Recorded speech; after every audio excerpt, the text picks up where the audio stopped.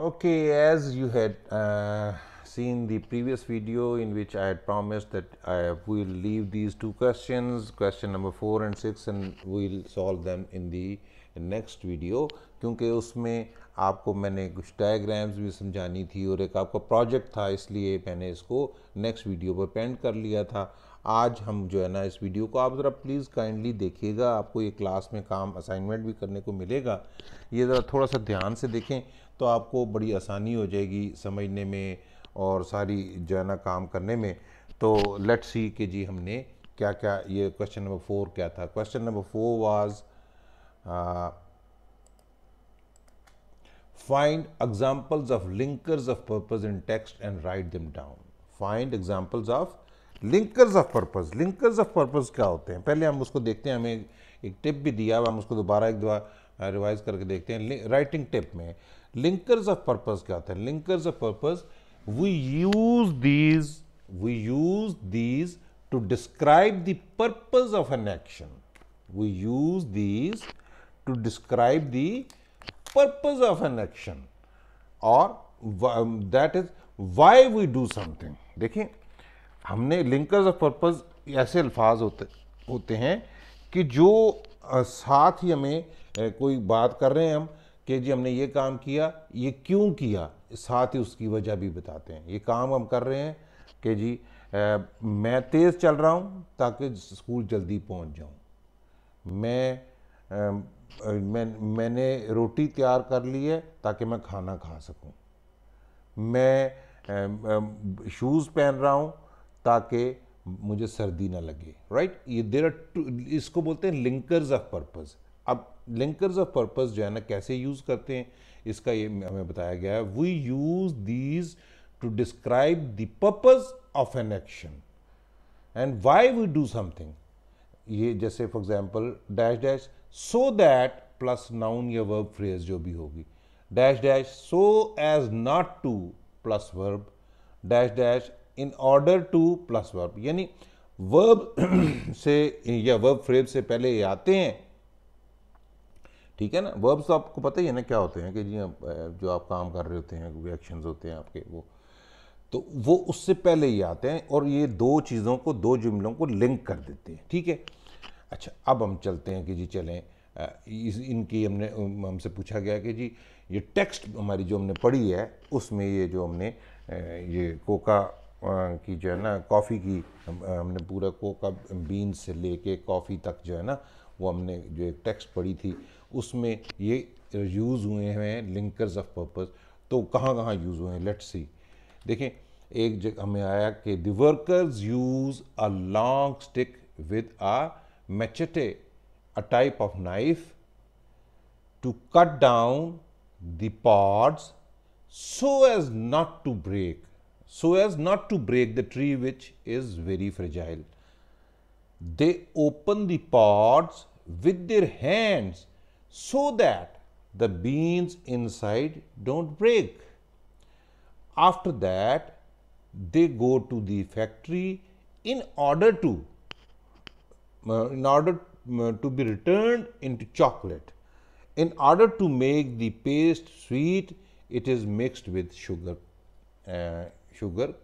butter, cocoa butter, vanilla and milk. देखें अब यहाँ पर अगर आप गौर से देखें, the workers use a long stick with a machete, यानी हम वो एक नाइफ के साथ जो है ना वो नाइफ इस्तेमाल करते हैं पॉड्स को काटने के लिए, so as to ताकि यानी जैसे उर्दू में बोलते तांके, break the tree which is very fragile, ताकि वो तोड़ ना दें, ताकि टूट ना जाए वो क्या चीज़, जो कि दरख्त जो कि बहुत फ्रेजाइल होता है।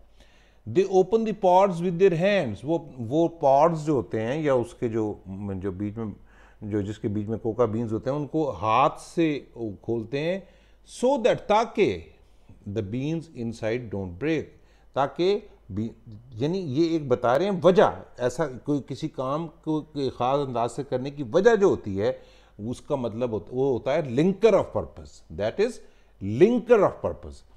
After that they go to the factory, उसके बाद वो फैक्ट्री चली जाए, उनको भेज दिया, उन चीज़ों को फैक्ट्री भेज दिया जाता है। इन ऑर्डर टू, ताकि in order to be turn into chocolate, ताकि उनको चॉकलेट उनसे बनाई जा सके। In order to make the paste sweet it is mixed with sugar, cocoa, butter, vanilla and milk.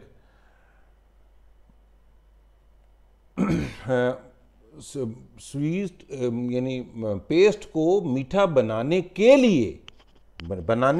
लिए, जैसे हमने कहा ताकि, बनाने के लिए या ताकि, इनका जो है ना मतलब होता है लिंकर्स ऑफ पर्पस जो होते हैं। ठीक है, सो आई होप ये आप लोगों को समझ आ गया होगा कि what is linker of purpose. इसको उर्दू में ताकि या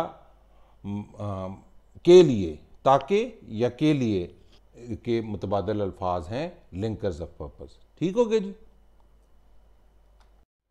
ओके, नेक्स्ट क्वेश्चन नंबर 6 था, जिसमें हमने देखना था कि मुख्तलिफ, आपको बताया गया था कि एक प्रोजेक्ट सा करने का। हम देखते हैं कि जी क्या आपको क्वेश्चन था।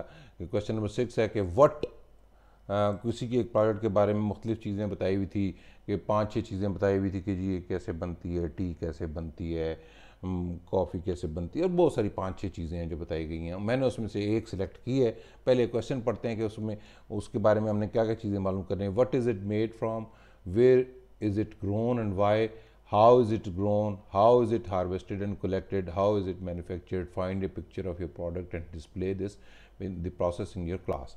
यानी मैंने भी इसमें काफ़ी सारी चीज़ें जो दी हुई थी ना, उनमें से मैंने, जैसे ब्रेड के बारे में था, राइस के बारे में था, बहुत सारी चीज़ों के बारे में था, तो मैंने एक चीज़ जो चाय वाली मुझे इंटरेस्टिंग लगी, वो मैंने कहा आप लोगों के लिए बना दूं। आप बाकी चीज़ों को भी नेट पे चेक करके इसी तरह से बना सकते हैं। सबसे पहले तो मैंने देखा कि जी टी के बारे में मैंने लिखा कि जी क्या, how and where is tea grown. हमने देखना है कि जी चाय कहाँ पर और कैसे उगाई जाती है। ठीक है, पहले हमने थोड़ा सा इसकी टेक्स्ट देंगे, फिर उसके बाद पिक्चर्स आपको मिलेंगी। Plant, there is just one tea plant species, camellia sinensis. ठीक है, camellia sinensis, but within that species there are hundreds of different tea plant types. There are genetically related. Over the years, humans have cultivated them in different regions. Each of those cultivators make a slightly different tea. Locations where the tea plant grows impacts tea quality. ठीक है जी। अच्छा, अब ये हमने सबसे पहले तो देखा जी प्लांट के बारे में। हमने देखा कि प्लांट जो है, हमने कहा कि है टी प्लांट की किस्म एक ही है, उसको बोलते हैं कैमिलिया सिनेसिस। ठीक है, उसकी एक बेसिक किस्म वही है, मगर उसमें आस्ता आस्ता जैसे हम लोगों ने किन्नू, माल्टे, संगतरे, इस तरह करके हम लोगों ने एक पौधे से बहुत सारी वैरायटी बना ली है ना। इसी तरीके से चाय की भी बहुत सारी वैरायटीज़, हंड्रेड्स ऑफ वैरायटीज़ बना ली गई हैं मुख्तलिफ इलाके के लोगों ने, मुख्तलिफ एफर्ट्स करके इंसानों ने। ठीक है, तो हमने कहा कि प्लांट जो है इसका, there is just one tea plant species, ये है कैमिलिया सिनेसिस। ठीक है जी, सिनेंसिस, और but within that species there are hundreds of different tea plant types. These all are genetically related. Over the years, humans have cultivated them in different regions. Each of those cultivators make a slightly different tea. Locations where the tea plant grows impacts tea quality. ठीक हो गया जी। अब हमने एक और बड़ी important चीज़ देखी है कि चाय जो है ना दुनिया के मुख्तलिफ इलाकों में उगाई जाती है। ठीक है, इवन पाकिस्तान से लेके अफ्रीका के कंट्रीज से लेके अमेरिका तक हर जगह उगाई जाती है, मगर हर रीजन के, जैसे आम जो है ना, जैसे पाकिस्तान के आम बड़े, इंडिया या पाकिस्तान के आम बड़े दुनिया में टेस्टी मशहूर हैं, इसी तरीके से कुछ चावल की किस्में हैं जो पाकिस्तान की दुनिया में बहुत मशहूर हैं। इसी तरह जो है ना ये ट्रॉपिकल रीजन्स जैसे कीनिया और इस तरह की चाय जो है ना यहाँ की बहुत मशहूर है। दिस इज़ वो ज़्यादा टेस्टी होती है। ठीक है, तो अब हम देखते हैं कि जी इसकी प्रोसेस क्या होता है, वो थोड़ा सा उसके बारे में पढ़ते हैं, फिर उसके बाद हम पिक्चर्स पे जाते हैं। प्लीज़ आप लोगों ने इसको ज़रा गौर से देखते रहना है, छोटी सी वीडियो है, आप लोगों को बड़ी आसानी हो जाएगी। Processing, after they have been plucked from the tea plants by hand, the fresh leaves like any other leave wither and spoil quickly. Processing makes them very stable over time and, just important, brings out these characteristics tea flavors. यानी देखें, इनको T plant जो होते हैं उनके ऊपर से इनकी जो पत्ते हैं ना वो हाथों से ही, जैसे हमने कोका का देखा था, इस तरह इनके प्लांट्स के पत्ते भी हाथों से ही इनको तोड़ा जाता है। ठीक है, पिक्चर्स देखेंगे उसमें आपको पता चलेगा। तो वो जो है ना हाथों से प्लग किया जाता है, मगर उसके बाद ये मसला ये होता है कि इनको अगर हमने रखना है ज़्यादा अरसे के लिए, तो ये बाकी किसी भी प्लांट की तरह अगर इनको ड्राई कर देंगे हम, और ड्राई करके ये तो बेचारे बिल्कुल विदर हुए हो जाएंगे, ख़राब हो जाएंगे, बिल्कुल पाउडर बन जाएंगे। तो इसके लिए इसकी हम प्रोसेसिंग करते हैं, जिससे हमारा वो एज होता है उनकी उम्र ज़्यादा बढ़ जाती है, एक्सपायरी डेट काफ़ी देर तक उनकी चल जाती है। ठीक है, और हमने बड़ी इम्पॉर्टेंट है इसकी इसकी प्रोसेसिंग जो है ना, उसकी कैरेक्टरिस्टिक्स या उसकी टेस्ट को बढ़ाने के लिए भी बड़ा इम्पॉर्टेंट है। अब लेट्स गो कि जी हम देखते हैं कि जी चाय कहाँ कैसे उगी हुई नज़र आती है आपको, चाय के पौधे, और कैसे इसको उगाया जाता है। ये देखें, ये रीजन्स में ये टी उगी हुई है, different reasons of growth and collecting tea leaves. ये देखें, ये औरत जो है ये टी लीव्स को उतार के ये देखें इस बास्केट्स में इकट्ठे कर रही है। ठीक है, इसको टी लीव्स को आस्ता आस्ता प्लग किया जाता है। ये नहीं देखें उसके पास एक कैंची सी है, उससे काटती है, मगर हाथों से पकड़ पकड़ के टी लीव्स को ये इकट्ठे करती हैं। बड़ी मेहनत से करते हैं, they do a lot of difficult labour to collect this tea leaves. ठीक है, after collecting the tea leaves from these plants which are very small in size, वो कलेक्ट करने के बाद क्या होता है, नेक्स्ट हम प्रोसेस पे चले जाते हैं। What is the next process? अब ये ड्राइंग इसकी ड्राई करते हैं, पहले इसको ड्राई करके फिर उसके बाद इस तरह की, इनकी ड्राई करने के बाद इस तरह की शक्ल हो जाती है, फिर उसके बाद उसको थोड़ी सी प्रोसेसिंग करते हैं, तो ये इस तरह के बन जाते हैं टी लीव्स जो है ना, इस तरह के बन जाते हैं। प्रोसेसिंग इसलिए करते हैं सो दैट इनकी कैरेक्टरिस्टिक्स जो हैं वो ख़राब ना हो, इनका फ्लेवर्स ख़राब ना हो, और इनका ये ज़्यादा अरसे तक इसी तरीके से रहें, ख़राब ना हो जाए। ठीक है, फिर उसके बाद अल्टीमेटली हम क्या करते हैं कि वी गो एंड इसी तरह की जैसे रेड लेबल टी, तो टपाल टी और इस तरह के आपको पैकेट से मिल जाती है।